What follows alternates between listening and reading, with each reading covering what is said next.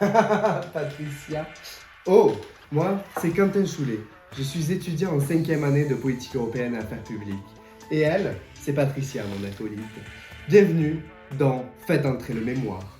Aujourd'hui, imaginez un monde où règnent quelques personnes sur un monde sans pitié. Eh bien, le marché du numérique, c'est exactement ça. Patricia, faites entrer les accusés. Microsoft, Apple, Meta, Amazon, Alphabet et ByteDance.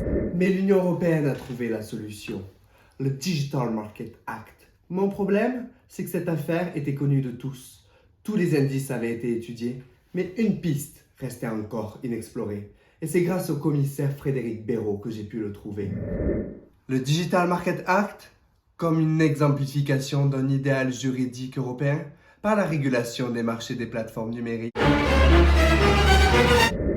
Parce que comme l'avait soulevé Patricia, personne ne s'est jamais demandé quelles étaient les alternatives au renforcement de la Commission. Elles ont toutes été neutralisées. Il y a eu l'instauration d'une relation top-down entre la Commission et les institutions nationales. Bizarrement, personne n'avait cherché à analyser le DMA sous le prisme de la Better Regulation. Pire encore, toutes les questions de transparence et de consultation ont été mises de côté. Qu'est-ce qui se cachait derrière ça? Les questions de secret d'affaires et de protection des lanceurs d'alerte. Mon enquête a été parsemée d'embûches. Personne ne voulait répondre à mes interrogatoires. En plus, elle portait sur 4 domaines différents. Le droit européen de la concurrence et de la régulation des marchés, l'analyse des rapports entre les institutions européennes, le décryptage des intérêts économiques des plateformes numériques, et surtout, il fallait que je comprenne comment ça fonctionnait informatiquement. Ainsi, il a fallu que je diversifie mes indices primaires. Il a fallu que j'étudie le droit positif et la jurisprudence européenne.